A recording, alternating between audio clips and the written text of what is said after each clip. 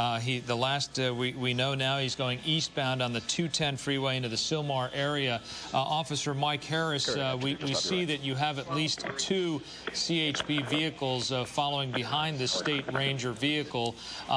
There are times, and there's 2 more, at least 4 then, we know there are times when you think, okay, we back off and let this guy tire himself out. This clearly is not one of those instances.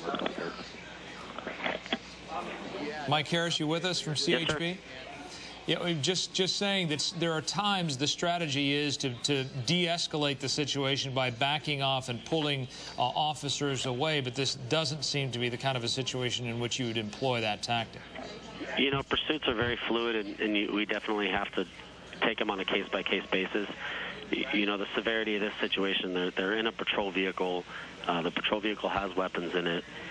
You kind of have to weigh the dangers of allowing somebody like this to go into society, you know, not being followed versus staying with them and doing your best to apprehend them.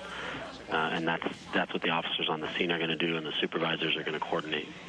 And we see that in this case, that vehicle does seem to be coming apart because of the collisions. I don't know if our viewers, if you're just joining us right now, we can show you some video in a double box here. Okay, in a moment we'll be able to show you the video, but we were overhead in Sky 5 HD as this vehicle tried to wedge itself through some others. It was on New Hole Ranch Road at Sierra when it actually collided with some other vehicles at high speed. Here's the video right now, right through those vehicles, and then hit in the rear quarter panel there as it went through. The car seems to be stopping. Mark Kono, tell us what's happening right now.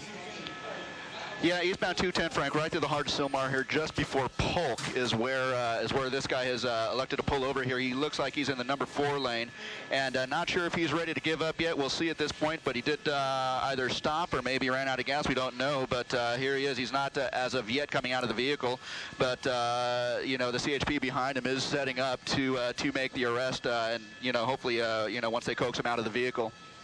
And Officer Mike Harris, you see that we see a number of CHP vehicles deployed behind this park ranger vehicle, at least 1 suspect. We believe possibly 2 suspects in this vehicle. As you were saying, this is a highly abnormal pursuit in that it was CHP officers pursuing a state park ranger vehicle, another law enforcement vehicle with suspects in it, possibly with weapons in it. How do you treat this any differently than any other felony stop? Well, I mean, you can see that the officers are taking the steps that they need to be as safe as possible. You know, you can tell that they do have the multiple officers on scene, and they're going to treat this as an extremely high-risk stop based on the actions of the driver and the fact that there are confirmed weapons in the vehicle. You know, they're obviously going to take every step that they can to make it as safe as possible. We obviously cannot hear what's being said, but one would presume as these officers approach that they've been instructed via loudspeaker to what? Put their hands on the steering wheel, make sure their hands are visible?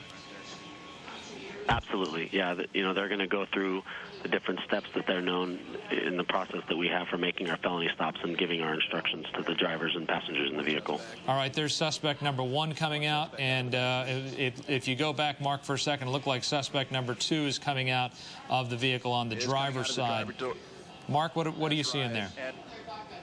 Yeah, suspect number 2, or in other words, the driver, just being pulled out of the pulled out of the cabin there, and there he is lying on the ground there. Now, you know, interesting to note, just a couple of minutes ago, we did hear over the police radios some chatter about the suspect or one of these guys being on a 911 call and requesting an ambulance. So maybe that you know, leads us to believe that there may be some sort of an injury here. But there he is lying on the ground.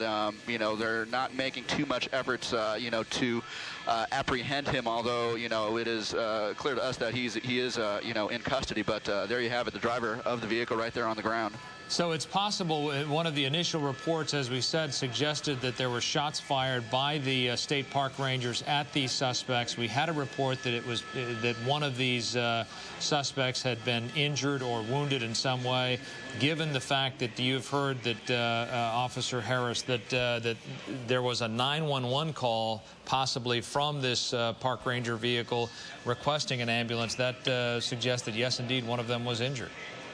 Yeah, just reading on the log, it does say that they landlined with the parties on 911, and they were requesting an ambulance.